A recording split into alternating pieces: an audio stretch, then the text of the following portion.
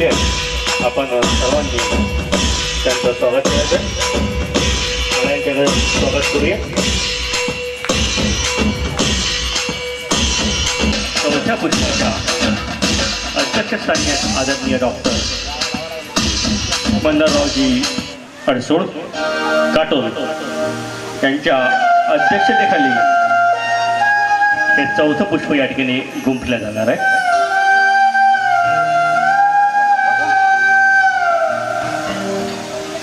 प्राध्यापक बाळ सेवा मंडळाचे मार्गदर्शक आहे. जेव्हा जेव्हा अमरावती जिल्हा त्यांना हाक देतो तेव्हा तेव्हा अंजनगावकर सर त्यांना साथ देतात. मग ते पदयात्रा असो, व्याख्यानमाला असो, प्रबोधन शिबिर असो, प्रत्येक कार्यक्रमाला अंजनगावकर सर असतातच.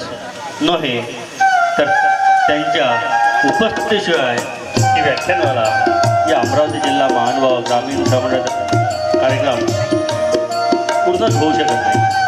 असेही आमचे प्रमुख मार्गदर्शक प्राध्यापक बाळकृष्णजी अंजनगावकर सर यांनी नुकतंच देवपूजेचं कुमकुम टिळा, दंडाक्षता आणि विळा समर्पण करून पूजन केलेलं आहे. मी अंजनगावकर सरांना विनंती करतो की आपण दीप प्रज्वलन करून या ईश्वराचं अस्तित्व, दीप म्हणजे परमेश्वराचा प्रकाश, दीप म्हणजे चैतन्य, दीप म्हणजे ऊर्जा,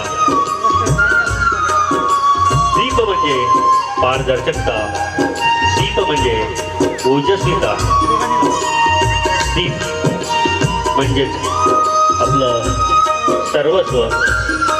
आपल्या या दीपाचं आदरणीय नाशिकवासी प्राध्यापक बाळकृष्ण अंजनगावकर सर हे नाशिकहून आपल्या या हातुर्णा गावामध्ये आलेले आहेत. तसंच आजच्या या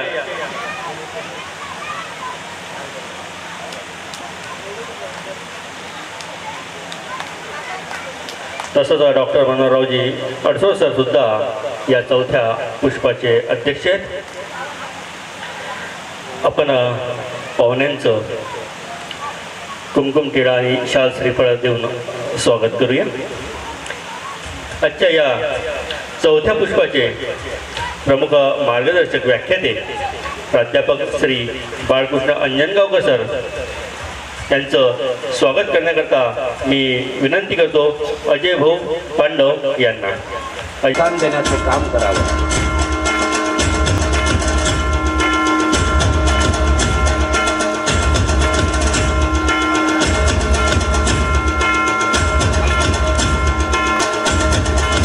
आपल्या या हातोर्ण्या गावामध्ये दिग्रस येथून आलेले आदरणीय श्यामभाऊ देशमुख यांना मी विनंती करतो की आपण या विचारपीठावर स्थानापन्न व्हायचं. आदरणीय श्यामभाऊ देशमुख, कार्याध्यक्ष दिग्रस ग्रामीण महानुभाव सेवा मंडळ दिग्रस. आदरणीय श्यामभाऊ देशमुख, आपण व्यासपीठावर विचारपीठ स्थानापन्न व्हायचं. तसेच आदरणीय श्री श्रीकांत भाऊ अवचट, कार्याध्यक्ष दारवा ग्रामीण महानुभाव सेवा मंडळ यांनाही मी विनंती करतो की आपण या विचारपीठावर स्थानापन्न व्हायचं. तसेच गजाननराव सरतापे, सदस्य दारवा ग्रामीण महानुभाव सेवा मंडळ यांनाही मी विनंती करतो की आपण या विचारपीठावर स्थानापन्न व्हायचं. आपल्याकरता ही विचारपीठ आहेत. आपण आमची पाहुणे आहेत या गावची, हातुर्ण्या गावची, त्यामुळे आपल्याला विनंती आहे की आपण या विचारपीठावर स्थानापन्न व्हायचं. यवतमाळ जिल्ह्यामधून दारवा दिग्रस येथून आलेली ही मंडळी आहे. बाबांच्या नुसत्या प्रेमापोटी त्या लांबरून तिथे आलेली ही मंडळी आहे. दारवा आणि दिग्रस या तालुक्यातील ग्रामीण महानुभाव सेवा मंडळाची ही कार्याध्यक्ष संचालक मंडळ आहेत, ती आपल्या या हातुर्ण्या गावामध्ये आलेली आहेत. धन्यवाद. आजच्या या चौथ्या पुष्पाचे अध्यक्ष डॉक्टर मनोहररावजी अडसूळ सर काटोल यांचं स्वागत करण्याकरता मी विनंती करतो रामरावजी कोहळे हातुर्णा यांना. रामरावजी कोहळे यांनी आपल्या शुभ हस्ते डॉक्टर मनोहररावजी अडसूळ त्यांचं कुमकुम टिळा, शाल श्रीफळ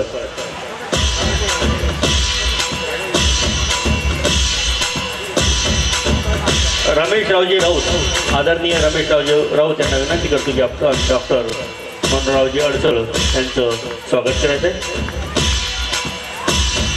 आदरणीय रमेशरावजी राऊत यांच्या शुभ हस्ते यांच्या करकमलाने आजच्या या चौथ्या पुष्पाचे अध्यक्ष आदरणीय डॉक्टर मनोहररावजी अडसोड सर काटोल यांचं स्वागत कुमकुम टिळा शाल श्रीफळ आणि पुष्पमाळेने आदरणीय रमेशरावजी राऊत यांच्या शुभ हस्ते येथे संपन्न होत आहे. रमेशरावजी राऊत उदापूर प्रमुख सल्लागार वरुड तालुका ग्रामीण महानुभाव सेवा मंडळाचे ते प्रमुख सल्लागार आहेत. त्यांच्या शुभ हस्ते डॉक्टर मनोहररावजी अडसूळ यांचं येथे शाल श्रीफळ कुमकुम टिळा आणि पुष्पमाळेने येथे स्वागत होते.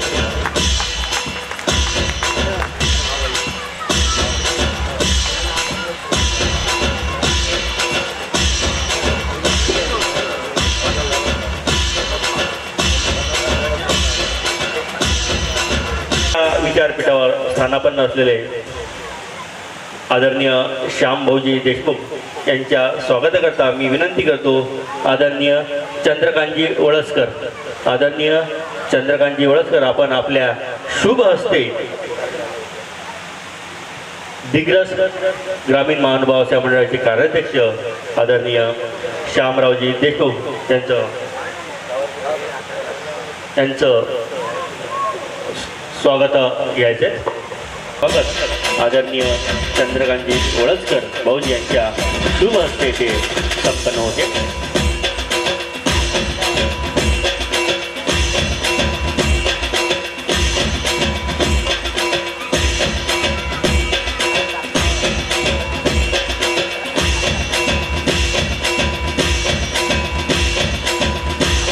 तसंच आदरणीय श्रीकांतराव अवचडे यांच्या स्वागताकरता मी विनंती करतो धनराजजी राऊत यांना. धनराजजी राऊत यांनी आपल्या शुभ हस्ते आदरणीय श्रीकांत भाऊ अवचड कार्याध्यक्ष दारवा ग्रामीण महानुभाव सेवा मंडळ यांचं आपल्या शुभ हस्ते स्वागत करायचं आहे.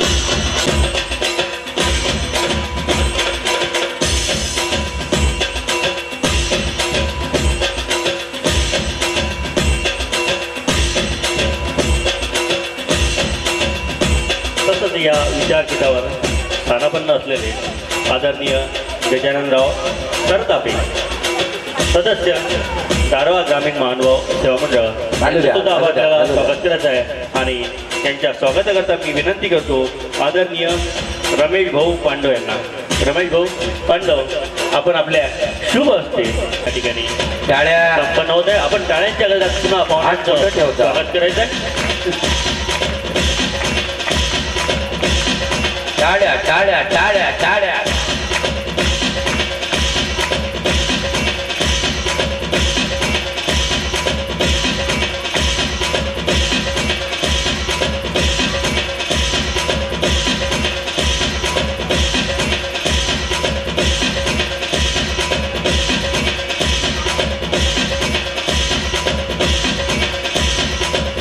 टाळ्यांच्या गजरात आपण स्वागत करायचं आहे. सर्वांनी खाली बसायचं आहे. सर्व मंडळी मुलं बालक सर्वांनी व्यवस्थित शिस्तीमध्ये पुन्हा एकदा मी व्यासपीठावर सर्व मान्यवर आहे त्यांचं शब्दसुमनाने स्वागत करतो. आजच्या या चौथ्या पुष्पाचे प्रमुख व्याख्याते आहे प्राध्यापक बाळकृष्ण अंजनगावकर सर आणि त्यांचा विषय आहे वेद सत्य ज्ञानाचा. सत्य शोधण्याकरता आपल्याला कल्पना आहेत. या पृथ्वीतलावर या देशामध्ये अनेकांनी प्रयत्न केले.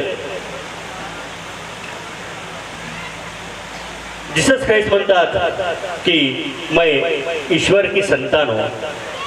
जीसस ख्राइस्ट म्हणतात की मैं ईश्वर की संतान हूँ. मोहम्मद पैगंबर म्हणतात की मैं ईश्वर का संदेश वाहक हूँ. मोहम्मद पैगंबर म्हणतात की मैं ईश्वर का संदेश वाहक हूँ. तर गोपाल कृष्ण म्हणतात की मैं ही ईश्वर हूँ. गोपालकृष्ण म्हणतात की मैं ही ईश्वर हूँ. असं परमेश्वराचा अवतार असणार आहे गोपालकृष्ण पहिलं नाम या पंथामधलं. सत्य काय ते उलगडून सांगण्याकरता मी आजच्या या चौथ्या पुष्पाचे प्रमुख व्याख्याते आदरणीय बाळकृष्ण अंजनगावकर सर यांना विनंती करतो की आपण वेद सत्य ज्ञानाचा या विषयावर प्रकाश टाकावा. आदरणीय बाळकृष्ण अंजनगावकर सर. श्री पंचकृष्ण समाज प्रबोधन व्याख्यानमाला आणि मानवापंथी भव्य मेळावा वर्ष 9 या सत्राला प्रारंभ झालेला आहे व्याख्यानमालेला. आणि त्याचा आजचा दुसरा दिवस. या मंगलमय सोहळ्यामध्ये आपल्या सर्वांच्या समोर माझे विचार देण्यासाठी मला संयोजकांनी निमंत्रित केलेलं आहे. त्याबद्दल सर्वप्रथम सर्व संयोजकांचे मी मनापासून आभार मानतो. सर्वच वंदनीय संत महंत आचार्यगण, तपस्विनी, माता भगिनी, बालमित्र, आपण सर्वजण उपस्थित आहात. आपल्या सर्वांना आदराचा दंडवत करतो. त्याचबरोबर या संपूर्ण कार्यक्रमाचे प्रेरणास्रोत नव्हे, आपल्या हातून क्रिया करवून घेणारे अनेक कार्यक्रम ज्यांच्यामुळे घडू शकलेले आहेत, पुढे घडणार आहेत, ते तुमचं आमचं सर्वांचं आदरस्थान परमपूजनीय श्री विनेमुनी बाबा उपाख्य वैरागी बाबा आणि आजच्या या व्याख्यान सत्रातले अध्यक्ष ज्येष्ठ धर्मबंधू, ज्यांचं मार्गदर्शन आम्ही घ्यावं, ज्यांचे विचार ऐकावे, ज्यांचा खऱ्या अर्थाने आमच्यापेक्षा मोठा अधिकार आहे, असे डॉक्टर मनोहररावजी अडसोड काटोल, सर्व संयोजक बंधू आणि भगिनींनो, पुनश्च एकवर आपल्या सर्वांना आदराचा दंडवत करतो आणि विचारांना प्रारंभ करतो. 31 तारीख, काल 31 मार्च, आणि आपल्याकडे परंपरा चालत आलेली, पद्धती चालत आलेली आहे. विशेषतः पुरुष वर्गाला माहीत आहे की 31 मार्च हा दिवस संपूर्णपणे वर्षभर आपण जे आर्थिक व्यवहार केले त्या आर्थिक व्यवहाराचा शेवटचा दिवस. म्हणजे आपले वर्षभर जे व्यवहार झाले त्याचा लेखाजोखा, त्याला तो ऑडिट रिपोर्ट हा सादर करायचा असतो 31 मार्चला. आणि 1 तारीख ही आमच्या मुलांना फार चांगली माहीत आहे. 1 एप्रिल म्हणजे एप्रिल फूल. अशा रीतीने तुम्हाला फूल करण्यासाठी मी इथे आलो. 1 तारखेला बोलावलं. मला जे शक्य होईल ते बोलण्याचा मी प्रयत्न करणार आहे, परंतु तुम्ही सुज्ञ आहात. मी फूल आहे, तुम्हाला फूल करू शकणार नाही. मी फूल होण्यासाठी आलेलो आहे. फूलचे अर्थ 2 होतात. FULL म्हटलं तर इंग्रजांचं, आमचं म्हटलं तर सुमन, स्वच्छ, सुगंधित अशा प्रकारचं. आणि म्हणून परमेश्वर चरणी या एप्रिल फूलच्या दिवशी श्रद्धेचं फूल अर्पण करण्यासाठी, विचारांचं फूल अर्पण करण्यासाठी बंधू भगिनींनो मी इथे आलेलो आहे. मी जे बोलणार आपल्याशी संवाद साधणार आहे. मी काही फार मोठा वक्ता आहे असं नाही. बाबांचं माझ्याबद्दल असलेलं फार जे आत्मीयता आहे, त्या आत्मीयतेचं प्रतीक म्हणून प्रत्येक वेळेला बाबा मला बोलावतात. तुमच्या सर्वांच्या भेटीचा योग येतो. आता तुम्ही आणि मी वेगळा नाही. त्यात आजचा विशेष गोष्ट अशी आहे, डॉक्टर साहेबांनी मी आम्ही फार मोठे, आम्ही पांडवांचे आज पाहुणे आहोत.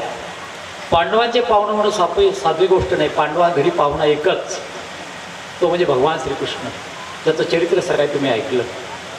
त्या भगवान श्रीकृष्णाचं नाव घेणारे म्हणून आम्हाला सुद्धा पांडवांच्या घरी बाबांनी पाहुणा म्हणून पाठवलं. आम्ही पांडवांकडे राहिलो दोघंही. आम्ही दुपारचं भोजन तिथे झालं, आत्ताचं चहा घेऊन झालं.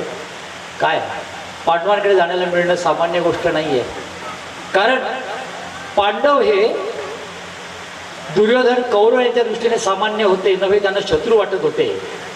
परंतु परब्रह्म परमेश्वर अवतार भगवान श्रीकृष्ण महाराजांचे ते जीवश्च कंठश्च असे भक्त होते, आवडते होते. आणि यातूनच पुढचा सकाळचा थोडा सगळा व्याख्यानातला विषय समजत असेल त्याला मी पूर्ण हात लावत नाही. यातूनच भगवान श्रीकृष्णाची भगिनी सुभद्रा ही अर्जुनाला दिलेली होती. म्हणजे नातं आता वेगळं निर्माण झालं होतं. परंतु आमचा धर्म ज्ञानावर मी बोलणार आहे. आमचं शास्त्र, आमचं ज्ञान हे असं सांगतं की रक्ताच्या नात्यापेक्षाही धर्माची नाती सर्वश्रेष्ठ असतात आणि ती न तुटणारी असतात. रक्ताची नाती एक वेळेला संपतील, एक वेळेला विध्वंस होईल, त्याला पुढे मान राहणार नाही. आपण पाहतो व्यवहारामध्ये, आम्ही गमती नेहमी सांगत असतो की एकेकाळी शब्द होता भाऊ बंद. आता काय झालं, भाऊ गेले, हातात फक्त बंदुकी राहिला. हिस्सा देतो की बोल की तुझ्यावर बंदूक चालू. म्हणजे अशा प्रकारचं समाजातलं सगळं चित्र बदलत असताना समाजाला गरज कशाची, बाबांनी फार चांगल्या प्रकारच्या व्याख्यानांचे विषय ठेवलेले आहेत. महाभारत भावबंदीतून घडलं, परंतु वाईटातून कधी कधी चांगलं निघतं. त्यातून चांगलं हाताशी काय आलं, बंधुनी वगैरे नव्हतं, तुम्हाला सगळ्यांना माहीत आहे. त्या महाभारताच्या समरप्रसंगातून अतोनात इतकी प्राणीहिंसा झाली, इतकी मनुष्यहिंसा झाली की इतकी कधी कुठे या भारतवर्षामध्ये झाली नाही त्या 18 दिवसाच्या कालखंडामध्ये. परंतु या नरसंहारातून सगळ्यात मोठं जर हातात काय लागलं असेल तर बंधूंनो लक्षात घेतलं पाहिजे, तुम्हाला आम्हाला ज्ञानाचा पहिला ग्रंथ, सकाळच्या व्याख्यातीने हे सांगितलेलं आहे की या जगातला पहिला धर्मग्रंथ, नुसता धर्मग्रंथ नव्हे, पहिला ज्ञानाचा आविष्कार, पहिला प्रथम जगापुढे आलेलं ज्ञान आणि ते कुणाचं परमेश्वरत्व, परमेश्वराच्या श्रीमुखातून आलेली ही जी वाणी आहे ही श्रीमद भगवद्गीतेच्या रूपाने आपल्याला मिळालेली मोठी देणगी आहे. निमित्त आहे महाभारताचं, निमित्त आहे महाभारताचं. आणि मग हे जे गीतेतलं ज्ञान आहे, या गीतेचा आपल्याला वेध घ्यायचा आहे, गीतेतल्या ज्ञानाचा वेध घ्यायचा आहे, त्या अनुषंगाने आपल्या सगळ्याचा वेध घ्यायचा आहे. आणि एका कवीने फार चांगलं म्हटलेलं आहे, कळली का हो कुणाला गीता. आज तसं म्हटलं तर आम्हाला हिंदू धर्मियांच्या घरामध्ये प्रत्येकाच्या घरामध्ये भगवद्गीता असेल म्हणतो मी, आहे असं म्हणत नाही. कारण बरीचशी घरी मी जाऊन बघतो, बऱ्याचशा घरांमध्ये भगवद्गीतेचा नामोनिशाणा सापडत नाही. सापडतात, सिनेमाची मासिकं सापडतात, वृत्तपत्रांची काय सापडते, रद्दी. आज वाचलेलं वृत्तपत्र उद्याला उपयोगाचं राहत नाही म्हणून त्याला रद्दी म्हणतात. वृत्तपत्रांची रद्दी सापडेल, बाकी काही सापडेल. परंतु जर विचारलं तुमच्याकडे श्रीमद भगवद्गीता आहे का, तर तोंड थोडंसं वेडं वाकडं होतं. काहीच्या तर कपाळाला आठ्या पडतात, हा विचारणारा कोण वेडा, हा भगवद्गीता विचारतो आमच्या घरी. काय आमचा त्या भगवद्गीतेशी संबंध. इथपासून बंधू आणि भगिनींनो, तुमची आमची दुरावस्था आहे, स्थिती अवघड आहे. आणि जर माझ्यासमोर बसलेले आपण सगळे सुज्ञ आहात, ज्येष्ठ आहात, वयाने मोठे आहात, अनुभवी आहात, तुम्ही तुमच्या घरामध्ये ग्रंथ, गीता हा ग्रंथ कशाचं प्रतीक आहे, ते ज्ञानाचं प्रतीक आहे, तो जर ठेवला नाही, त्याचं जर तुम्ही अध्ययन केलं नाही, तर नंतरची तयार होणारी जी पिढी आहे, पुढची पिढी, भावी पिढी, जिच्यावर तुम्ही म्हणता की आमचा सगळा संसार अवलंबून आहे, जिच्यावर आमचं घराचं मोठेपण अवलंबून आहे, ती पिढी नादान झाल्याशिवाय राहणार नाही, नादान झाल्याशिवाय राहणार नाही. कारण त्यांना खऱ्या ज्ञानाची आपण ओळख करून दिलेली नसेल. मुलाबाळांना, समाजाला जेवढी पैशाची आवश्यकता आहे त्यापेक्षा आवश्यकता आहे ज्ञानाची. एक वेळेला पैसा नसला तरी चालेल, एक वेळेला संपत्ती नसली तरी चालेल, परंतु ज्ञान जर नसेल तर एका संस्कृत सुभाषितकाराने म्हटलेलं आहे, ज्ञानी विन मनुष्य पशु समान हा. ज्ञानाशिवाय मनुष्य हा पशुसारखा आहे. पशुत त्याच्यात काही फरक नाही आहे. आहार निद्रा भयमैथुनम ही माणसाची लक्षणं आहे. आहार, त्याला भोजन लागतं, त्याला भीती वाटते, त्याला मैथुनाची प्रवृत्ती आहे, सगळं आहे. जनावर तरी काय आहे फरक सांगा बरं. जनावरांना सुद्धा चारा हवा असतो, जनावरांना सुद्धा थकवा येतो, जनावरंसुद्धा झोपतात, त्यांना भीती वाटते, त्यांच्यातही मैथुन आहे. परंतु मग ती 4 पायाची जनावरं आणि आपण 2 पायाची माणसं, आपल्यामध्ये फरक काय आहे? तो फरक हा आहे ज्ञानाचा. आणि म्हणून त्या सुभाषितकाराने म्हटलेलं आहे, ज्ञानी विन मनुष्य पशु समान हा. ज्ञानाशिवाय मनुष्य हा जनावरासारखा त्याच्यात आणि तुमच्यात फक्त हाच फरक आहे. त्याला ज्ञान नाही आहे, आम्हाला ज्ञान आहे. आणि आज ज्ञानाच्या जोरावरती आपण किती मोठी प्रगती केलेली आहे. मी दोन्ही अर्थाने बोलणार आहे, दोन्ही अर्थाने बघणार आहे. लक्षात घ्या ज्ञानाचं काय महत्त्व आहे. एक सहज तुम्हाला व्यवहारातला गमतीतला भाग सांगतो, जरा मनावरचा ताण हलका होईल. एक शेतकरी, पैसा आला, त्याला वाटलं आपण ट्रॅक्टर घ्यावं. आता ट्रॅक्टर प्रत्येकाकडे घरी आहे. 40-50 वर्षापूर्वी ट्रॅक्टर नव्हते. एखादा दुर्मिळ शेतकरी सापडायचा, त्याने ट्रॅक्टर घेतला. ट्रॅक्टर घेतला खरा पैशाच्या जोरावरती, इच्छेच्या जोराने, परंतु त्या ट्रॅक्टरचं काही माहिती नव्हती. मग 1-2 दिवस ट्रॅक्टर घरामध्ये आला. मुलं चालवणारी, त्यांनाही त्यातली माहिती नाही, काही नाही. ट्रॅक्टरमध्ये बिघाड झाला. ट्रॅक्टरचा खडखड का आवाज चालू लागला. यांनी यांच्या पद्धतीने प्रयत्न करून मला कुणी इकडे बघ तिकडे बघ, हे कर ते सगळे उद्योग केले, परंतु ट्रॅक्टरचा येणारा खडखड आवाज तो काही थांबेना. शेवटी ज्याच्याकडनं ट्रॅक्टर विकत घेतला त्या दुकानदाराकडे गेले. त्याने त्याचा मनुष्य पाठवला, कारागीर, आजच्या भाषेत मेकॅनिक आला. त्याने सगळं ट्रॅक्टर सुरू करून बघितलं, निरीक्षण केलं, सर्व केलं. आणि काय केलं त्याने, त्यांनाच विचारलं, तुमच्याकडे हातोडी आहे का? मला म्हटलं हातोडी काय, एक काय 2 आणून देतो. तर आपल्याला माहीत आहे डॉक्टर जेव्हा येतो तेव्हा डॉक्टर जे मागेल ते आपण त्याला देतो, गरज आपल्याला असते.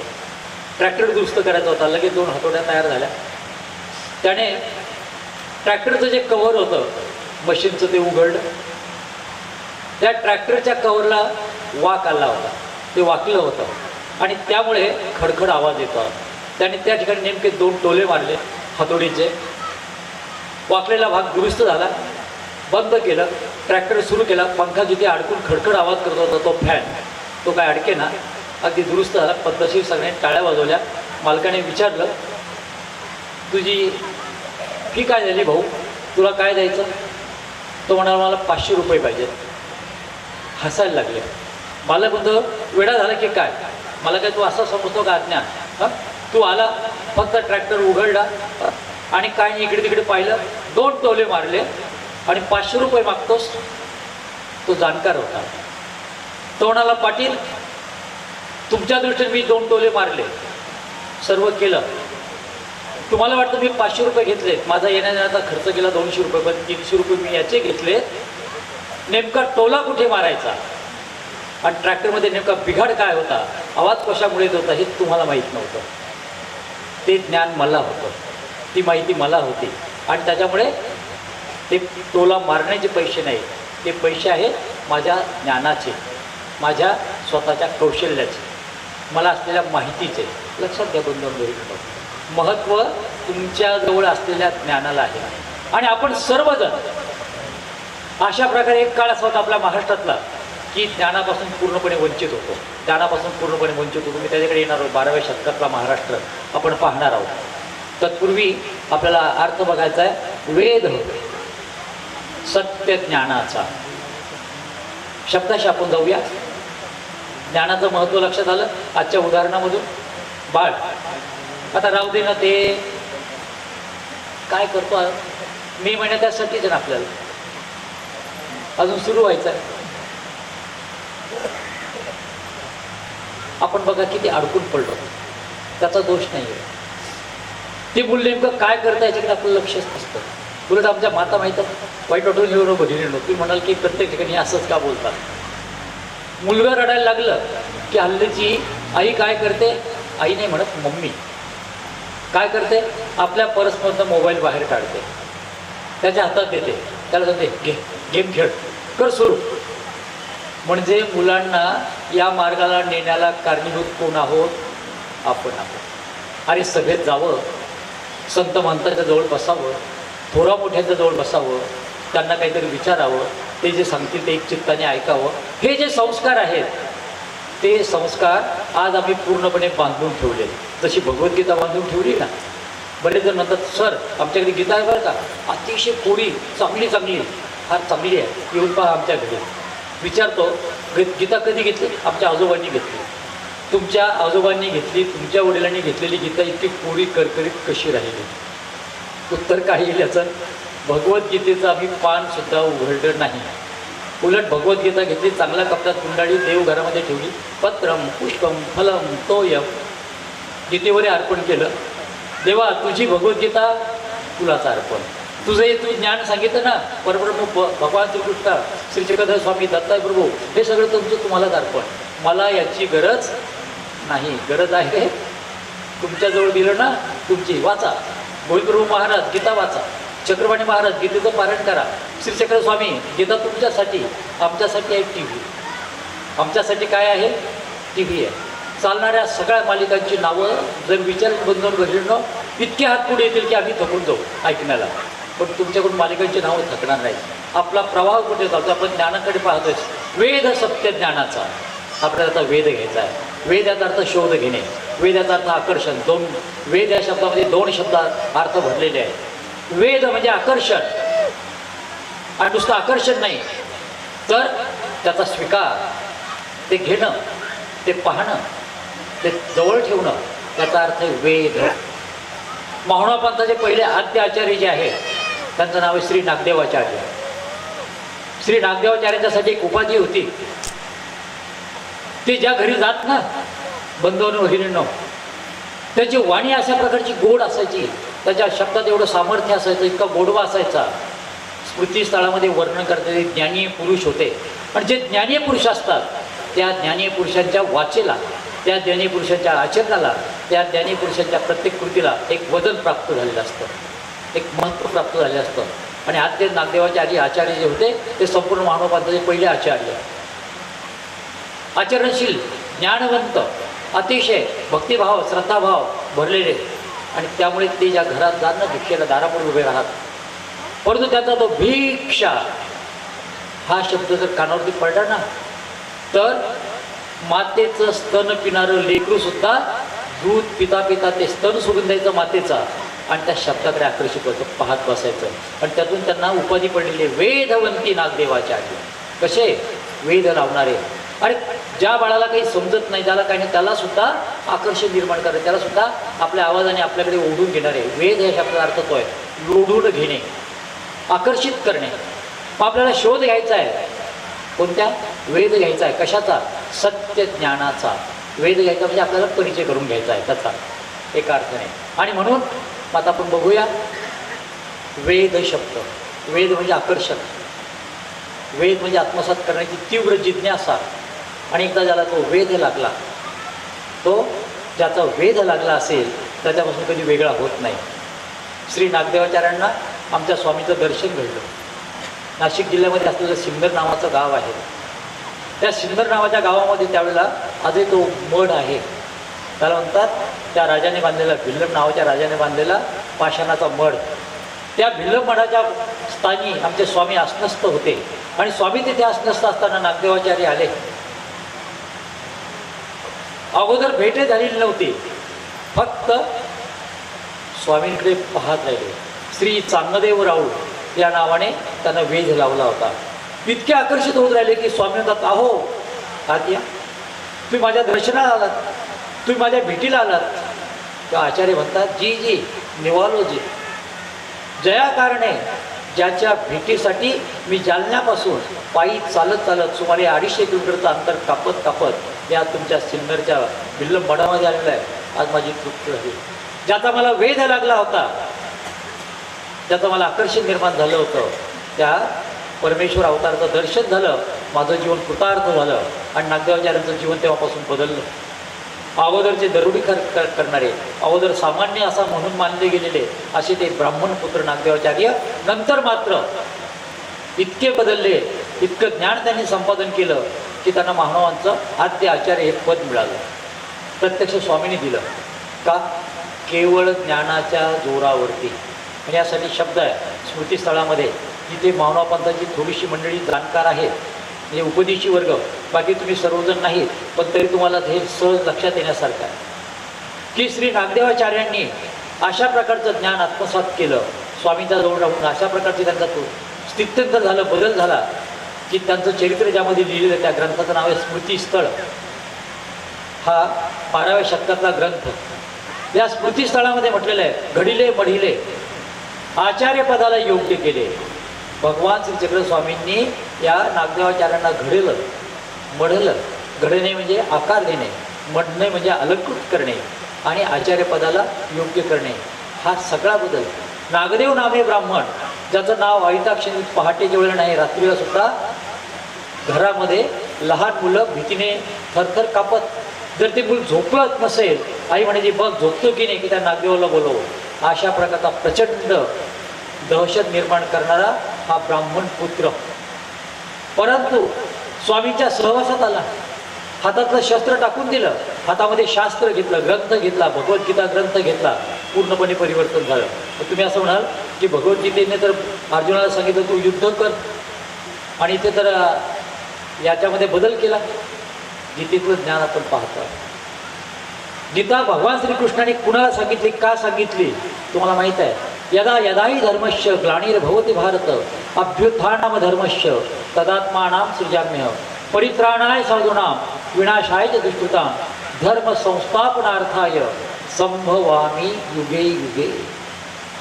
परमेश्वर अवतार श्रीकृष्ण चक्रवर्ती महाराज म्हणतात की ज्या ज्या वेळेला अधर्म वाढतो, ज्या ज्या वेळेला धर्म हा नष्ट होण्याच्या मार्गावर असतो, संत महात्मे जेव्हा चिंताक्रांत बनतात, त्यांचा प्रतिपाल करणारा, त्यांना धीर देणारा जेव्हा कोणी नसतो, रक्षण करता कोणी नसतो, तेव्हा या संत महंतांचं, सज्जनांचं रक्षण करण्यासाठी परमेश्वर अवतार मी स्वतः या जगतामध्ये येतो, अवतार धारण करतो. आणि असे परमेश्वराने जे अवतार धारण केलेत, ते अवतार जे आहेत त्या अवताराचा प्रत्येकाला म्हटलेलं आहे कृष्ण. आणि असे पंचकृष्ण आपल्याला माहीत आहेत. श्री गोपालकृष्ण महाराज, श्री दत्ताजी प्रभू महाराज, श्री चक्रपाणी महाराज, श्री गोविंद प्रभू महाराज आणि या कलियुगीचे उद्धार करते भगवान श्री चक्रधर स्वामी. हे पंचकृष्ण आहेत. बऱ्याच वेळा आम्हाला सगळ्यांना असा प्रश्न पडतो, नावोपाच यांना कृष्ण का म्हणायचं. यात सुद्धा ज्ञान शब्द साठवलेला आहे. आपण ज्ञानाचा वेध पाहतोय, सत्य ज्ञानाचा आपल्याला शोध घ्यायचा आहे. कृष्ण असं का म्हटलेलं आहे. आपण आता ज्ञानाच्या त्याच्यात प्रवेश करतो आहोत गर्भागारामध्ये. संस्कृतमध्ये जी व्याख्या करण्यात आलेली आहे, कर्षते अनेन इति कृष्ण. हा जो इतरांना आपल्याकडे आकर्षित करून घेतो, जो इतरांचं अज्ञान, इतरांची कुबुद्धी, इतरांचे वाईट संस्कार घालवितो आणि सद्धर्माला लावतो, जो त्यांच्यामध्ये परिवर्तन करतो, ज्यांना धर्माची ओळख करून देतो आणि जो धर्माची संस्थापना करतो, त्याला म्हणायचं असतं कृष्ण. आणि म्हणून मानव पंथातले जे पंचकृष्ण आहेत, हे पंचकृष्ण नावं वेगळी असतील, पण प्रत्येकाच्या कार्याचा हेतू एकच आहे, अज्ञान घालविणे. जे अमंगल आहे, जे घातक आहे, त्याचा नाश करणे, आणि जे चांगलं आहे त्याची पुनर्स्थापना करणे, त्याची संस्थापना करणे. आणि म्हणून हे पंचकृष्णाचा अवतार आहे. त्यातला भगवान कृष्णाचा गीतेतला आपण परिचय करून घेतो. तर गीता ग्रंथ हा ज्ञानाचा सागर आहे. याच गीतेमध्ये भगवान श्रीकृष्णाने गीतेचं सगळं ज्ञान सांगत असं सांगितलेलं आहे. अर्जुनाला एका शब्दामध्ये ज्ञानाचं महत्त्व, नाही सदृशम पवित्रम इह विद्यते. ज्ञानासारखं या जगतामध्ये पवित्र काहीही नाही. ज्ञानाशिवाय जीवनाला मुक्ती नाही. आणि म्हणून या भगवद्गीतेमध्ये ज्ञानाची जी संस्थापना करण्यात आलेली आहे, ते ज्ञान, त्याचा अर्थ सत्य ज्ञान.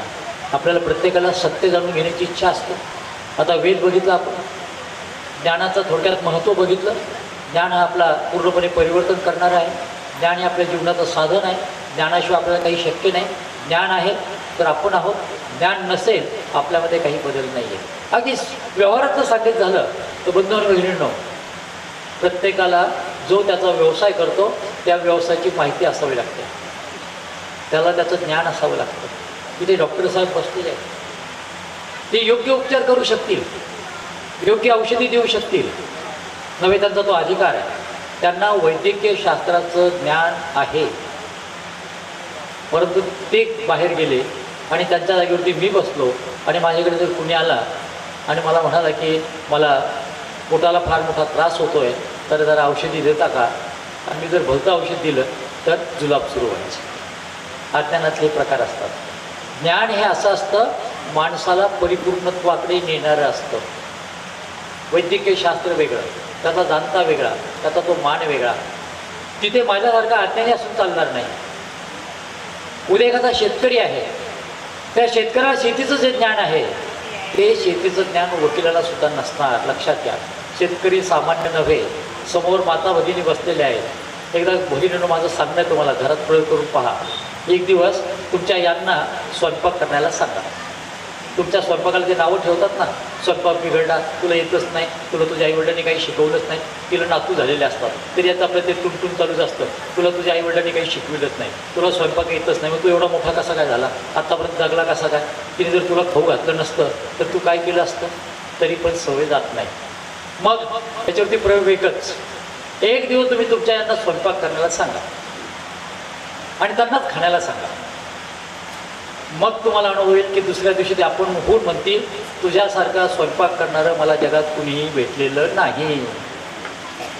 कारण अरे स्वयंपाक करणं सामान्य गोष्ट नाही आहे.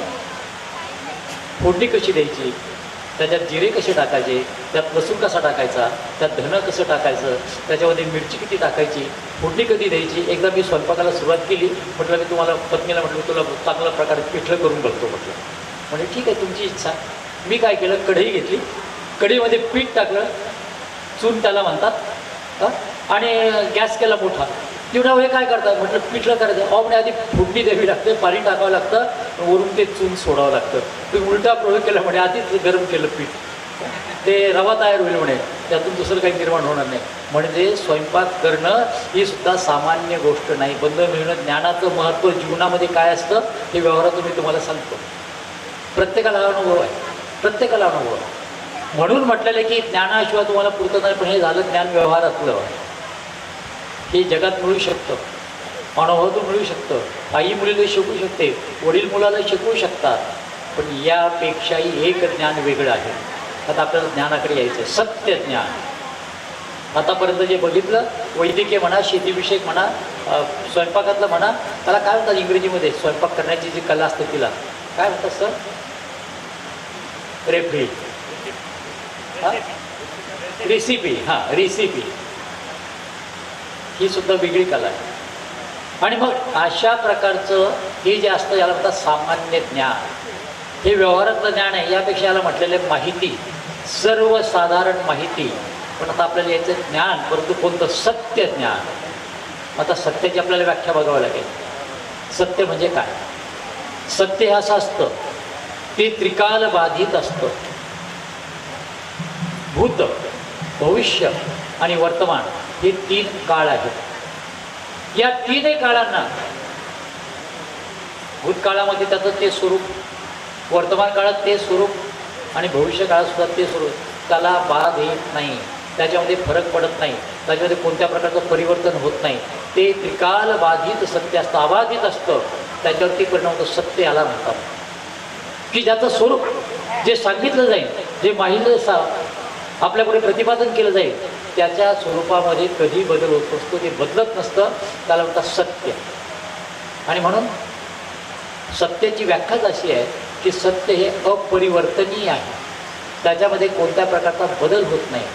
आणि मग असं जे सत्य ज्ञान आहे, त्या सत्य ज्ञानाचा आपल्याला वेध घ्यायचा आहे, त्याचा शोध घ्यायचा आहे. हे सत्य ज्ञान कोणतं? आणि मग हे सत्य ज्ञान आहे परमेश्वर विषयक ज्ञान. परमेश्वर कसा आहे, परमेश्वर कुठे राहतो, परमेश्वराचं कार्य कसं, त्याचं स्वरूप काय आहे आणि त्याचं महत्त्व काय आहे, हे ज्या शास्त्रात सांगितलं जातं त्याला म्हणायचं असतं सत्यज्ञान. आणि हे जे सत्यज्ञान आहे, हे सत्यज्ञान तुम्हाला परमार्गाशिवाय, हे सत्यज्ञान तुम्हाला अध्यात्म क्षेत्राशिवाय समजणार नाही. शास्त्राचे प्रकार दोन, अध्यात्मशास्त्र आणि व्यावहारिक शास्त्र. आता आपल्याला शोध घ्यायचा आहे अध्यात्माचा, आपल्याला शोध घ्यायचा आहे आता प्रत्यक्ष आपल्या आत्म्याचा. आणि मग आत्म्याचा शोध घेण्याचा, परमेश्वराचा शोध घेण्याचा सुरुवातीच्या काळापासून लोकांनी प्रयत्न केलेला आहे. तत्त्वज्ञान थोडं बाजूला ठेवू, आता मानववंशाच्या इतिहासात देऊ, गावंडे सरांना फार चांगल्या प्रकारचा इतिहास तो माहीत आहे. असं म्हणतात की आजचा जो मनुष्य आहे ना बंधू आणि भगिनींनो, हा मनुष्य माकडामधून माणसामध्ये परावर्तित झालेला आहे, बदललेला आहे. म्हणजे एकेकाळी आपण कोण होतो? माकडांमध्ये होतो. आजही परिस्थिती तीच आहे. माकडाचं शेपूट गेलं, पण माकडाचे गुणधर्म काय आपल्यातले गेले नाही. आपण अजूनही बराच वेळ माकडासारखेच वागतो. आणि म्हणून म्हटलेलं आहे माकडाला माणसाचा पूर्वज म्हटलेला आहे. एकीकडे हा मनुष्य गुहेत राहत होता. त्याला काय खावं कसं राहावं हे माहीत नव्हतं, अंगावर कपडा घालावं हे सुद्धा माहीत नव्हतं. त्याने आपल्या बुद्धीचा वापर केला. आदिम काळातला त्याला म्हणतात आदिम मानव, या आदि मानवाला निवारा माहीत नव्हता. तो झाडाच्या फांद्यांवर राहायचा, गुहेत राहायचा. त्याला शिकार करणं माहीत नव्हतं. एखादा पक्षी जर हातात आला तर तो पकडायचा आणि तोच खाऊन टाकण्याचा प्रयत्न करायचा. असा मनुष्यात बदल होता होता होता त्यात परिवर्तन किती झालं बघा. नंतर त्याला पोशाखाची जाणीव झाली, कपड्यांची जाणीव झाली, त्याला अन्नपदार्थ समजले, त्याला निवारा आपल्या असावयासाठी घर समजलं. यासाठी त्याने प्रयत्न केले. आणि आजचा मानव हा इथेच थांबला नाही. त्याला भारतसुद्धा अपुरा वाटला, त्याला जगसुद्धा अपुरं वाटलं. त्याने वेध घेतला कशाचा? मंगळाचा. त्याने वेध घेतला शुक्राचा. त्याआधी त्याने जाऊन पाहण्याचा प्रयत्न केला, यशस्वी प्रयत्न केला चंद्रावरती. सुरुवातीच्या काळामध्ये असा जेव्हा मनुष्य राहत होता तेव्हा त्याचा सगळ्यात लक्ष कुठे असायचं? निसर्गाकडे. कडकड कडकड कडकड वीज चमकायची. आकाशामध्ये काळी कभिन्न ढग जमलेले असायचे. पण त्या काळ्या कभिन्न ढगातून लक्क वीज चमकून गेली की त्याला आश्चर्य वाटायचं की अरे बोलता बोलता या आकाशामध्ये ढग आलेत कुठून? याच्यातून चमचमचम करून जाणारी शक्ती कोणती आहे? आणि मग त्याने त्या शक्तीला श्रेष्ठ मानलं, तिची पूजा सुरू केली. बघा, आपल्याला बघायचा आहे सत्य ज्ञानाचा, परमेश्वर स्वरूपाचा वेध घेण्याचा, शोध घेण्याचा प्रयत्न. मग ज्या ज्या वेळेला माणसाला अशा प्रकारची ती चमत्कार दिसला, नेहमीच्या व्यवहारापेक्षा वेगळी गोष्ट घडली दिसली, तिथे त्याने देवाचं रूप मांडण्याला कल्पना केली, सुरुवात केली. आणि मग त्यातून त्याचा झाला शोध. काय? मला देव सापडला. कुणाच्या रूपाने? विजेच्या रूपाने. वादळ होऊ लागलं, पूर येऊ लागला, पुरामध्ये गावाची गावं होऊन लागली. मग त्याने सांगितलं पाणी हे हा देव आहे, पाणी हा सगळ्यात महत्त्वाचा आहे. पाऊस नाही पडला तर दुष्काळ पडतो, दुष्काळ पडला तर भुके मरावं लागतं, मग पाणी हा सुद्धा देव. अशा याच्यातून पंचमहाभूतांना देव मानण्याची कल्पना पुढे आली. लक्षात घ्या, आपण दोन बघितलं, पंचमहाभूतांना देव मानण्यात आलं. मग देव त्याला जर प्रसन्न करायचं असेल तर काहीतरी केलं पाहिजे. सुरुवातीला फुलं होऊन बघितली, हे करून बघितलं, परंतु त्याचबरोबर त्याने बघितलं की हा देव जर आपल्याला मिळवायचा असेल, प्रसन्न करायचा असेल, वेळेवर पाऊस पडावा असं वाटत असेल, चमकणारी वीज आपल्याला नको असेल, भूकंप थांबवायचा असेल, त्या देवासाठी आपण काहीतरी केलं पाहिजे. आणि मग त्याने सुरुवात केली कशाला? प्राण्यांची हिंसा करण्याला. मग ज्याचा जसा देव तसं त्याने त्या देवापुढे मारण्यास सुरुवात केली. एखादा लहान स्वरूपातला असला त्या देवापुढे कोंबडं मार, बलिष्ठ असला एखादा बकरा मार, त्याच्यापेक्षा मोठा असला मग त्याने काय सुरुवात केली? रेडा मार. ज्याची जशी शक्ती तसं त्याने त्याप्रमाणे आपल्या उपास्य दैवताच्या भक्तीला प्रारंभ केला. पण यातून काय झालं? हे सगळं अज्ञानामधून. खरं ज्ञान, त्या खऱ्या ज्ञानापर्यंत ते पोहोचलेच नाही. सगळ्या प्रकारची बघा हिंसा घडते, दैवतांना बळी दिले जातात, परंतु असा बळी कुणाला सापडला का? बंधून बहिणींनो, वाघाचा बळी दिला. चरित्र वाचता तुम्ही, पुराणं वाचता, आहेत की नाही? हां, मग पुराणांमध्ये वाघाचा बळी दिला असं वाचलंय पुढे? सिंहाचा बळी दिला नाही दिला. हत्तीचा बळी दिला नाही वाचलं का? माणसाला जे शक्य होतं ना त्यापेक्षा जे लहान होतं त्याचा त्याने बळी दिला. बळी तो कानपिळी. त्याने आपल्यापेक्षा जो मोठा आहे त्याला श्रेष्ठ मानलं आणि यातून दैवत तयार झालं. वाघ बळी नाही दिला पण यातून वाघोबा नावाचं दैवत झालं, व्याघ्र दैवत. यातून हत्तीसारखी सोड नसलेलं गजानन नावाचं दैवत पुढे आलं. भीती वाटली हत्तीची, गजानन नावाचं दैवत पुढे. त्याचा शोध घेतला नाही, त्याचं काय नेमकं स्वरूप आहे काही नाही. ज्याची ज्याची त्याला भीती वाटली त्याची त्याने देव म्हणून पूजा करण्याला प्रारंभ केला आणि यातून सत्य ज्ञानाचा शोध घेण्याचा प्रयत्न करण्यात आलेला आहे. परंतु या सगळ्यावरती उत्तर एकच आहे. भगवान श्रीचक्र स्वामी असे सांगतात की प्रत्यक्ष परमेश्वराने या जगतामध्ये अवतीर्ण होऊन जर उपदेश केला नाही आणि जर ज्ञान दिलं नाही तर ते खरं ज्ञान तुमच्यापर्यंत येऊन शकणार नाही, पोहोचू शकणार नाही. आणि याचं चरित्रातली फार मोठी लीळा लक्षात घेण्यासारखी आहे. भगवान श्रीचक्र स्वामींचं परमेश्वर अवतारचं चरित्र ज्यामध्ये आहे तो ग्रंथ म्हणजे लीळा चरित्र हा ग्रंथ. हा लीळा चरित्र ग्रंथ 12व्या शतकातला ग्रंथ आहे. लीळा चरित्र हा ग्रंथ हा मराठी भाषेतला पहिला गद्य ग्रंथ आहे, चरित्र ग्रंथ आहे, महत्त्वाचा ग्रंथ आहे. जगात सर्वश्रेष्ठ ग्रंथांची जगातली सर्वात मोठी जी संस्था युनो ती जी सांस्कृतिक संघटना, त्या संघटनेचं नाव आहे युनेस्को. युनेस्कोने 10 वर्षापूर्वी जगातल्या सर्वश्रेष्ठ ग्रंथांची यादी प्रकाशित केली. आणि बंधू आणि भगिनींनो, त्या यादीमध्ये मराठी भाषेतल्या फक्त 2 ग्रंथांचा समावेश करण्यात आलेला आहे. फक्त 2 ग्रंथांचा. आणि तो पहिला ग्रंथ आहे, पहिल्या जगातल्या 100 ग्रंथांच्या यादीत त्याचा समावेश झालेला आहे सर्वश्रेष्ठ ग्रंथ म्हणून. तो म्हणजे महानुभावपंथीयांचे परब्रह्म परमेश्वर अवतार भगवान श्रीचक्र स्वामी यांचं चरित्र, यांचा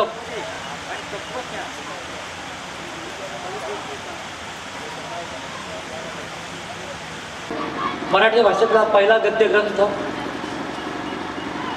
ज्याच्यामध्ये स्वामींचं चरित्र, स्वामींचे तत्वज्ञान, स्वामींचे विचार एकत्रित करण्यात आलेले आहेत. त्या लीळाचरित्र ग्रंथाचे लेखक, संकलक पंडित माहिमभट्ट सराळेकर. बघा, माणसाला ज्ञान खूप असलं पण ते जर अज्ञानाकडे नेणारं असलं तर सुद्धा माणसाचा कसा घात करतं. ज्ञान असावं पण ते सत्य ज्ञान असावं, खरं ज्ञान असावं, योग्य ज्ञान असावं. ते जर चुकीचं ज्ञान असेल तर माणसाला ते वाईट मार्गाकडे घेऊन जातं. त्याचं महत्त्वाचं उदाहरण आहे माहिमभट्ट सराळेकर यांचं चरित्र लक्षात घेण्यासारखं आहे की माहिमभट्ट सराळेकरांनी त्यावेळेला 12व्या शतकामध्ये सर्व प्रकारच्या शास्त्रांचा अभ्यास केला होता. 4 वेद, ऋग्वेद, यजुर्वेद, सामवेद, अथर्ववेद हे 4 वेद, 6 शास्त्र, न्याय, वैशेषिक, योग, त्यानंतर वेदांत, पूर्वमीमांसा, उत्तरमीमांसा हे 6 शास्त्र. या 6 शास्त्रांचा अभ्यास केला होता. पुराणं, 18 पुराणांचा अभ्यास केला होता. सगळं केलं होतं. परंतु माणसाकडे जेव्हा असं व्यर्थ ज्ञान येतं, चुकीचं ज्ञान येतं, तेव्हा ते ज्ञान माणसाच्या मनामध्ये अहंकार निर्माण करतं. माहिमभट्ट सराळेकरांना अहंकार निर्माण झाला. इतका अहंकार निर्माण झाला की ते स्वतःला महाराष्ट्रामधले प्रतिसूर्य मानू लागले. ते सांगायचे, आकाशामध्ये प्रकाश देणारा तो सूर्य आणि महाराष्ट्रामध्ये ज्ञानाचा प्रकाश देणारा माह्या नामे सूर्य या नगरमध्ये आहे, या प्रांतात आहे. आणि ते दाखविण्यासाठी हातामध्ये मशाल घेऊन ते फिरायचे. दिवसा मशाल, मी प्रकाश देणारा आहे. गर्व झाला होता. त्यांचे मामा, त्यांचे गुरु आणि नंतर त्यांची पत्नी, देवायसाईचे वडील पंडित अपयव, गणपत अपयव यांना हे सहन होईना की आपला शिष्य वाया चालला आहे. कोणत्या गुरुला आपला शिष्य वाईट मार्गाने गेलेला चालत नाही. कोणत्या मातापित्यांना आपली बालं वाईट मार्गाने गेलेली चालत नाही, त्यांचं अधपतन आवडत नाही. इथे सुद्धा हे झालं. आपला शिष्य वाईट मार्गाने जातोय, अहंकारी बनला आहे, गर्विष्ठ बनला आहे, दुसऱ्याला तुच्छ समजतोय, त्याच्यामध्ये नम्रता नाही. एक दिवस ते गणपत अपयवांना म्हणाले, गणपत अपयव त्यांना, माहिमभट्ट हो, तुम्ही अहंकार करता ज्ञानाचा, तुमच्याकडे खरं ज्ञान आहे याबद्दल प्रश्न नाही, परंतु अतिज्ञान बरोबर नाही. मराठीमध्ये एक म्हण आहे, 3 व्यक्तीने कधी स्वतः गर्व करायचा नसतो. एक पहिलवान, दुसरा पोहणारा आणि तिसरा पंडित. किती पहिलवान असू द्या, त्याला कुणा कुणी प्रतिस्पर्धी भेटतो आणि त्याला एक दिवस तरी त्या आखाड्यामध्ये पराभूत करतो. पोहणारा किती पट्टीचा असू द्या, एखाद्या जागेमध्ये अशा प्रकारचा डोह सापडतो, अशा प्रकारचं खोल पाणी सापडतं की पोहणारा त्या पाण्यामध्ये बुडून संपतो. म्हणून पोहणाऱ्याने गर्व करायचा नसतो. पट्टीच्या अशा प्रकारच्या पैलवानाने कधी हा गर्व करायचा नसतो. आणि त्यातलं पंडित म्हणजे ज्ञानी यांनी सुद्धा कधी गर्व करायचा नसतो. त्याला शरीराला सव्वाशे निश्चित भेटतो, त्याच्यापेक्षाही जाणकार, त्याच्यापेक्षा ज्ञानी पुरुष पंडित त्याला भेटतो आणि तिथे पराभूत व्हावं लागतं. माहिमभट्ट स्वतःला पंडित समजत होते, ज्ञानी समजत होते, परंतु त्यांना त्यांच्या सासऱ्यांनी, गुरूंनी, ज्यांच्याकडे 3 भूमिका एकत्र होत्या, मामांनी सावध केलं. हा अति अभिमान चांगला नाही. डोमेग्रामला श्री चक्रधर स्वामी नावाचे, श्री चांगदेवराव नावाचे थोर महात्मे आले, थोर पुरुष आले, जात त्यांच्याशी चर्चा करा, मग तुम्हाला अनुभव येईल आपल्याकडे ज्ञान जास्त की त्यांच्याकडे आहे. काय किरकोळ आहे. परत प्रश्न विचारला त्यांनीच उलट माहीम भट्टांनी, ते संस्कृत जाणती. माहीम भट्टाला संस्कृतचा अभिमान होता. आपल्याला खूप चांगला संस्कृत येतो. लक्षात घ्या गुंतवणूक वगैरे 12व्या शतकामध्ये संस्कृतला समाजामध्ये मान होता. आज एका मुलाशी बोलताना मी बोलत होतो की संस्कृत ही त्यावेळेची भाषा होती, व्यवहाराची, धर्माची, ग्रंथांची, पंडितांची. आणि तुम्ही आमच्यासारखे जे सर्वसाधारण लोक होते ना, आपल्यासाठी ती फक्त मायबोली मराठी. तिला किंमत नव्हती, तिला महत्त्व नव्हतं. असेही पंडित माहीम भट्टांना संस्कृतबद्दल फार मनामध्ये गर्व, अभिमान. मी पंडित आहे, संस्कृत बोलतो. तेव्हा त्यांनी विचारलं, ते संस्कृत जाणती? गणपत आपोळे म्हणाले, ते संस्कृत जाणतात की हे मला माहीत नाही, परंतु तव ते अनिवार्य मराठी बोलती. त्याने अभिप्राय व्यक्त केला की श्री चांगदेव राऊळ, श्री चक्रधर स्वामी हे अशा प्रकारचे आहेत, अनिवार्य आवडता येणार नाही, तिला बांध घालता येणार नाही. एकदा जर ते बोलायला लागले, इतकं सुंदर, इतकं अस्करी, इतकं गोड आणि चांगलं मराठी बोलतात की त्यांना अडथळा आणायला, थांबवण्याला कोणाला कधी हिंमतच होत नाही. अनिवार्य मराठी बोलती. माहीम भट्टाला वाटलं किरकोळ आहे, त्या महात्म्याला संस्कृत येत नाही, मी आता लगेच जातून पराभव करतो. आले, मी आता सत्य ज्ञानाकडे येतो आहे. अध्यात्म ज्ञान ज्याला म्हणतात ना, हे अध्यात्म ज्ञान वेदांमध्ये नाही.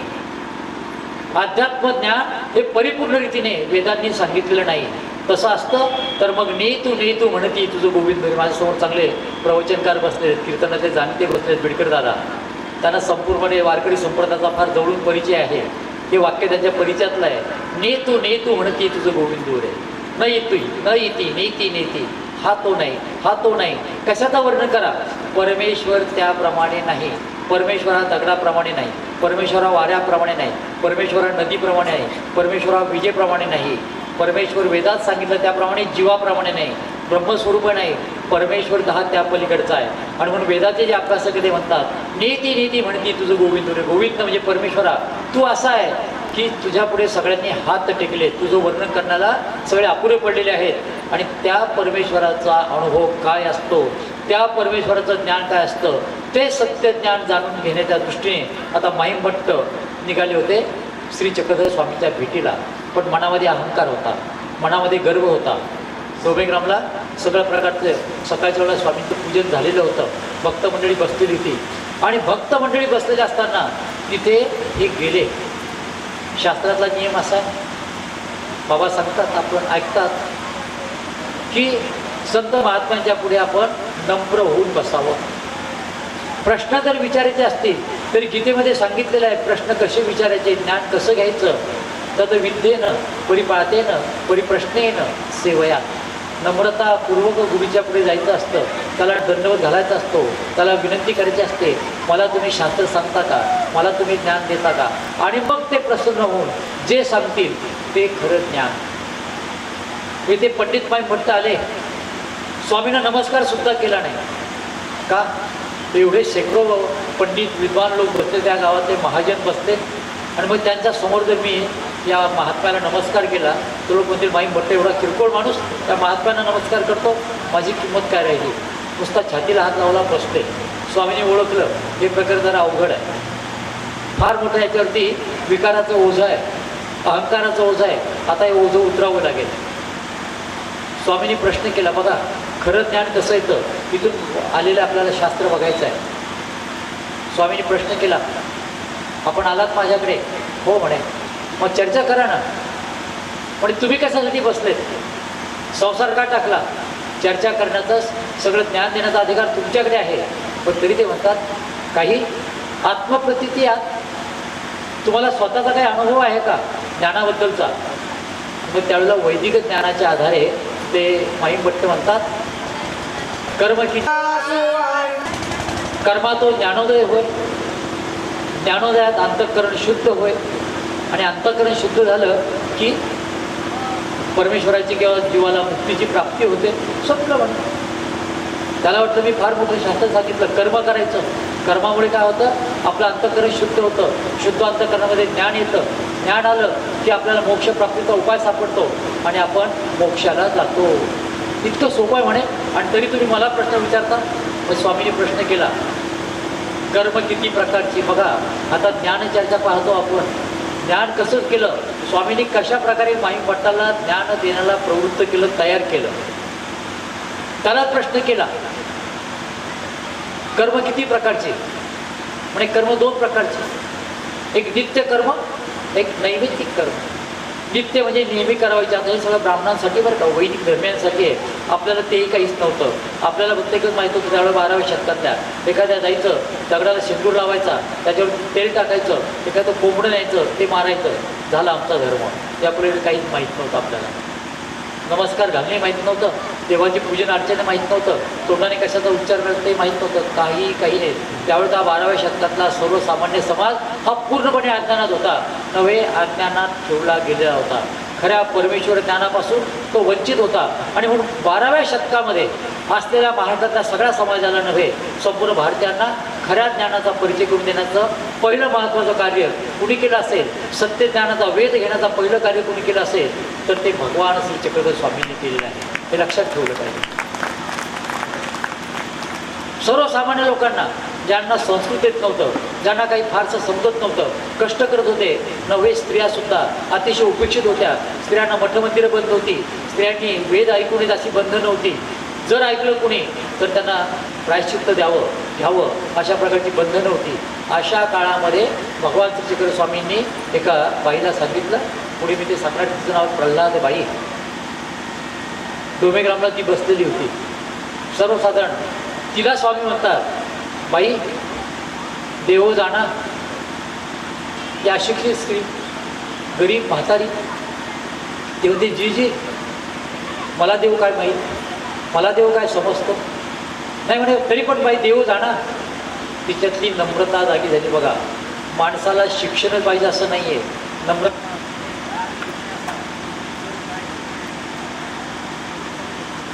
मी गमतीने म्हणत असतो, बाबा आपल्याला माझा शब्द लक्षात आला असेल की विजेचं मानवांचं जमत नाही. ज्यांना शास्त्राचा परिचय त्यांना माहिती आहे, वीज ही पंचमहाभूतामध्ये मोडते आणि पंचमहाभूत ही देवतेचे आहेत. मानवपंथी मंडळी देवता भक्त नाही. मानव म्हणतात देवतांच्या पलीकडे असा जो पर असा परमेश्वर आहे त्याचे भक्त आहेत. त्यामुळे देवता त्यांना त्रास देणारच, वीजमध्येच जाते. हा दरवेळचा अनुभव आहे. ज्ञान द्यायचं असलं परमेश्वराचं, त्याला अडथळे निश्चितपणे येतात. त्याप्रमाणे स्वामींनी तिला विचारला प्रश्न, जी ती म्हणते मला काय माहीत नाही, म्हातारी, अशिक्षित, अज्ञानी, तुम्ही सांगा. तुम्ही जर प्रश्न झालात, बघा तिच्याकडे नम्रता आहे, शिक्षणाचा अभाव, परंतु माणसाची नम्रता ही ज्ञानावर नसते, माणसाची नम्रता ही शिक्षणावर नसते, ती वेगळ्या संस्कारावर असते. अशिक्षित असू नये, लिहिता वाचता येत नसू नये, ती स्वामींना म्हणते जी आपण सांगाल तर मला ते समजेल. तिथे पंडित माई भट्ट मात्र आले, स्वामींना म्हणतात तुम्ही कशाला संन्यास घेतला, कशाला कपडे लाल केले, कशाला कपडे काळे केले. आधी आमच्या साधूंना हेच ऐकावं लागतं. बाबा काही शास्त्र सांगा ना, मला तू वाचली नाही गीता, मग तुम्ही कशाला आहात, मग गीता तुम्ही वाचायची ना आम्हाला सांगायची. आम्हाला काही तेवढी वेळ आहे का, आम्हाला काही तेवढी संधी असते का, तुम्ही का झाले साधू, कशाला घरदार सोडलं. आजही तोच प्रकार आहे. शब्द बदलतात, भाषा मात्र तशा प्रकारची आहे. आणि म्हणून स्वामींना तेव्हा ती विनंती करते, जी आपण सांगा. बघा स्वामींनी तत्त्वज्ञान सोप्या भाषेत कसं सांगितलं. सत्य ज्ञानाचा शोध आपण घेतोय. परमेश्वर स्वरूप कसं असतं स्वामींनी त्या बाईला सोप्या शब्दात सांगितलं, अगदी सोप्या शब्दात. ते म्हणतात बाई देव तो पाखाणाचा नव्हे, देव तो सोना रुपयाचा नव्हे, म्हणजे धातूचा नव्हे, देव तो मातीचा नव्हे, देव तो पटाचा नव्हे. पट म्हणजे कपडा. पटाचा असेल तर फाटे जाईल, बरोबर की नाही. आपण देवाला मानला कपड्यात देव, नाहीतर आपल्याकडे बघा पूजन कार्य झालं, आणला कपडा, त्याला रंग दिला, त्याच्यावरती आकृती काढली, सकाळी हातात अगरबत्ती घेतली, फिरवण्याला केली सुरुवात, झाली देवपूजा. त्या फोटो फ्रेममध्ये देव बसलाय का.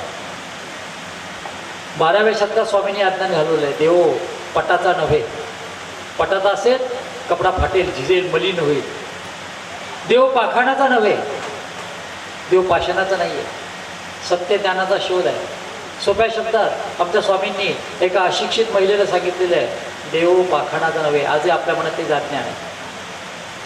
देव दगडाचा नाही आहे. पाषाणाचा जर असला पाषाण वरून जर जोरात पडला तर तुकडे होतात. मानव पंथात नव्हे पण इतर धर्मियांमध्ये पंथांमध्ये अशी पद्धती आहे. जर एखादी मूर्ती फुटली, चीर पडली, तुकडा झाला तर ते म्हणतात मूर्ती भंग पावली, आता हिची पूजा करणारी योग्य राहिली नाही, ही सोडून द्या. आणि ते नदीत सोडतात तिला. तिचं देव पण गेलं, पाषाण पडला खाली, तुकडा पडला, देव पण संपलं. स्वामी म्हणतात असा दगडाचा देव नाही आहे. देव रुपया तुप्याचा, कुठल्या प्रकारच्या धातूचा नव्हे. तसा जर असता चोराने चोरून नेला असता. देव चोर चोरू शकत नाही. आणि मग स्वामी म्हणतात देव तो अछत्य अभेद्य की गा. देव हा अछत्य आहे, त्याचा तुम्हाला तुकडा करता येणार नाही, त्याचा तुम्हाला भाग करता नाही. तो अछत्य अभेद्य आहे. तो जीवे ज्ञानीची जाणावा. स्वामी तिला म्हणतात की त्या देवाची ओळख ही ज्ञानाने करून घेतली पाहिजे. ते सत्य ज्ञान जे आहे ते आता मी तुम्हाला सांगतो. आणि नंतर स्वामींनी तिला प्रत्यक्ष ज्याला महावाक्य प्रकरण म्हणतात, त्या महावाक्य प्रकरण, त्यानंतर ज्याला निर्वचन प्रकरण म्हणतात, या निर्वचन प्रकरणाचा तिला तिथे बोध केलेला आहे. वेदाचं कार्य आहे वेद आणि बोध. एका नाण्याच्या दोन बाजू आहे. आधी वेद निर्माण होतो आणि एका वेद निर्माण झाला मनुष्य ऐकण्यास तयार होतो. वेद निर्माण झाला मनुष्य परिचय करून घ्यायला तयार होतो. आणि ते परिचय करून घेता घेता, ते जाणीव करून घेता घेता त्याला बोध होतो. बोध होतो म्हणजे ज्ञान होतं. आणि यासाठी सांगितलं की परमेश्वर अवतार वेदोनी बोधिती की बोधोनी वेदिती. अगोदर आपल्याकडे भक्तांना आकर्षित करून घेतात, सर्वसामान्य जीवांना, आणि मग ज्ञान देण्यास सुरुवात करतात. भगवद्गीतेचं सकाळी तुम्ही ऐकलं असेल. अर्जुनाला भगवान कृष्णाने काय केलं ते पहिला अध्याय सांगितला, दुसरा सांगितला, 11व्या अध्यायापर्यंत गेले, बघितलं आता हे प्रकरण काही ऐकून घेण्याचं नाही. मग विश्वरूप दर्शन दिलं, विराट दर्शन दिलं. आणि जेव्हा भगवान कृष्णाने अर्जुनाला विश्वरूप दर्शन दिलं, विराट रूप दाखविलं, तेव्हा मग अर्जुनाच्या मनात वाटलं की अरे माझ्यात आणि या भगवान श्रीकृष्णामध्ये फरक आहे. हा वेगळा आहे, मी वेगळा आहे, मी सामान्य जीव आहे, हा परमात्मा आहे, अखिल विश्वाचा नानक आहे. अनेक सूर्य याच्यामध्ये प्रकाशमान होत आहे तरी हा त्यांच्या पलीकडचा आहे. हे जे ज्ञान आहे गीतेत सांगितलेलं तसंच ज्ञान भगवान श्री स्वामींनी मराठीमध्ये 12व्या शतकामध्ये सांगितलं की जे देव जो आहे तो अंतर्गाम्य की गा. तो आपण अंतःकरणाने, मनाने, बुद्धीने जाणून घ्यावायचा असतो. आणि ते सांगत असताना मग स्वामींनी सांगितलं की मूळचे पदार्थ किती आहेत, वेळ लक्षात घेतात त्याच्याकडे येत नाही. आपण देव ज्याला म्हणतो, सत्य ज्ञानाचा शोध, सत्याचा अर्थ अविनाशी, कधी न संपणारं, कधी नाश न पावणारं. मग या जगतामध्ये कधी नाश न पावणारे, नष्ट न होणारे त्याला होतात अनादीचे. अन म्हणजे नाही, आधी म्हणजे प्रारंभ. ज्यांचा प्रारंभ आपल्याला माहीत नाही त्यांना नाशे नाही, असे शाश्वत सदैव राहणारे असे पदार्थ, अशा मूळ तत्व, अशा मूळ बाबी किती आहेत. वेदांताचा जर अभ्यास केला तर वेदांतामध्ये सांगितलेले एक तत्व त्याला म्हणतात अद्वैत. हे अद्वैत आद्य शंकराचार्यांनी मांडलेलं आहे 8व्या शतकात, 1200 वर्षापूर्वी. त्या आधारे त्यांनी त्याच्यावरती ब्रह्मसूत्र शंकर भाष्य नावाचं एक स्वतंत्रपणे ग्रंथ तयार केलेला आहे. त्यात त्यांनी सांगितलेलं आहे की सोहम, तो जो आहे ना तोच मी, अहम, तो जगात तुम्हाला जो वाटतो सर्वश्रेष्ठ परमेश्वर, तोच जगात असलेला सर्वश्रेष्ठ परमेश्वर.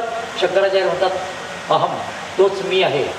असं जर आहे बंधू आणि भगिनींनो, तर मग भगवान श्रीकृष्णसुद्धा हे जीव होते किंवा त्याच्या भाषेमध्ये अर्जुनासारखेच होते, सुदाम्यासारखे होते. असं जर आहे तर सुदाम्याला दारिद्र्य का?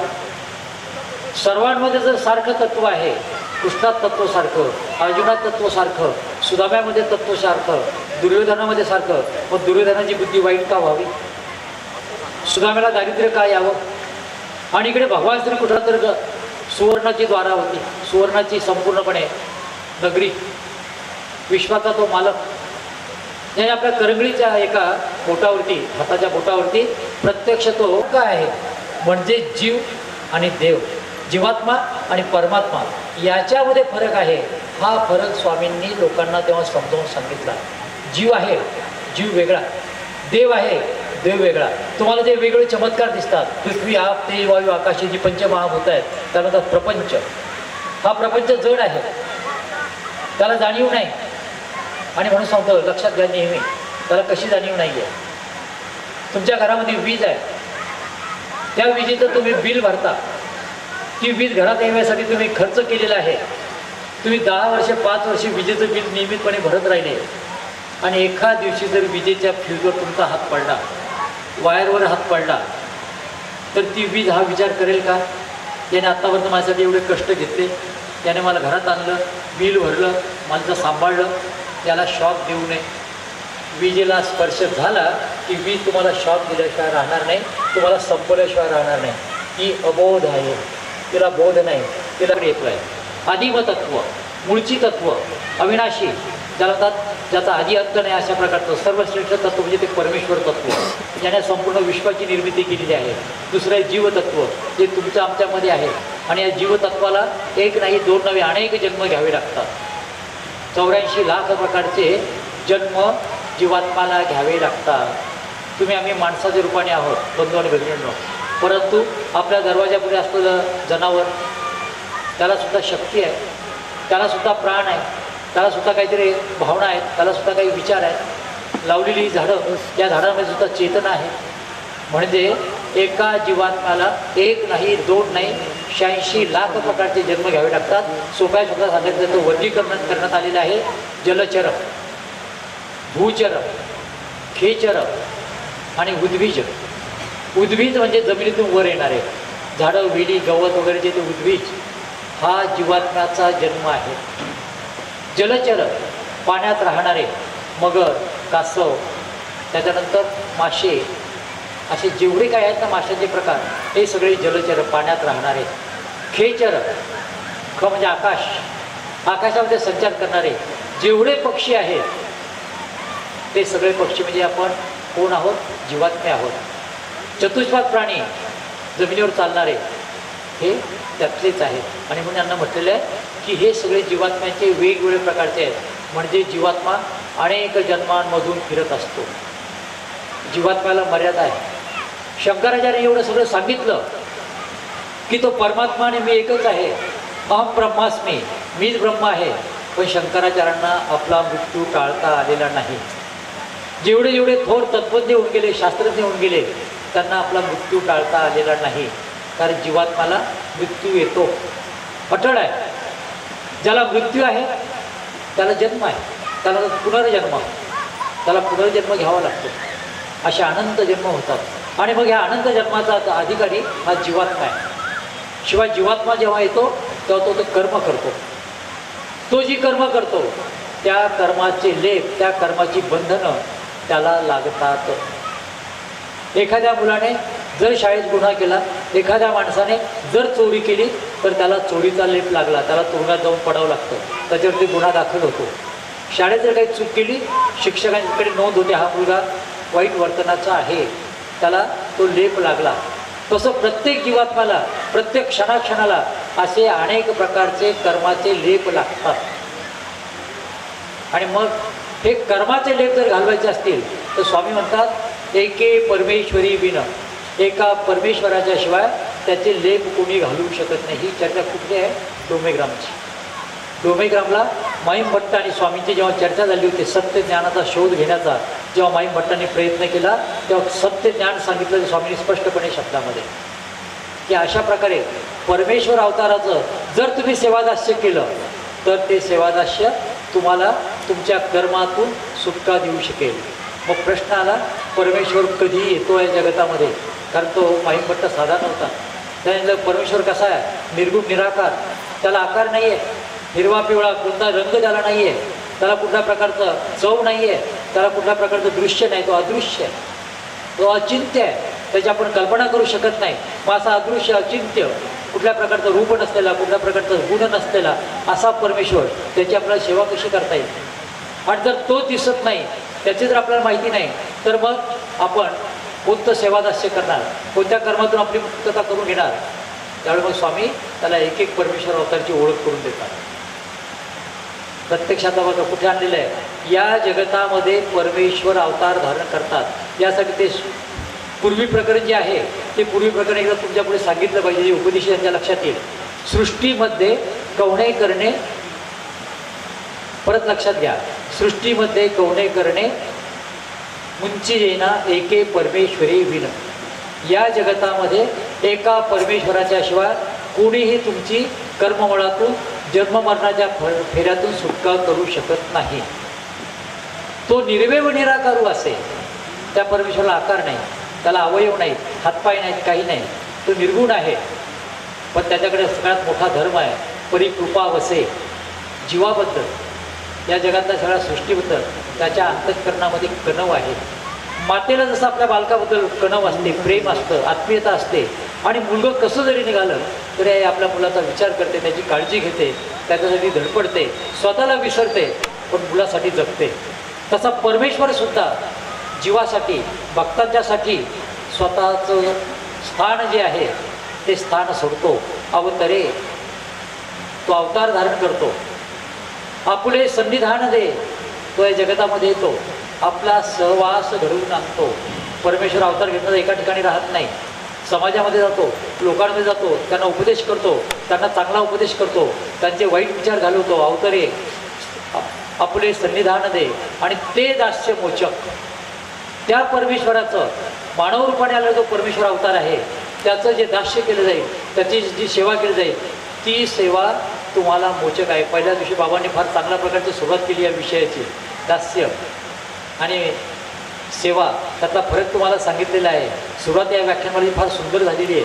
सेवा म्हणजे काय, दास्य म्हणजे काय, दास्य कुणाचं, सेवा कुणाची करायची, कशा पद्धतीने करायची, त्याचं आणि फळ काय.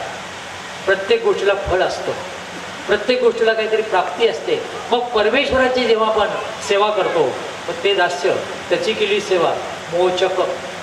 मोचक म्हणजे सोडविणारं. कशा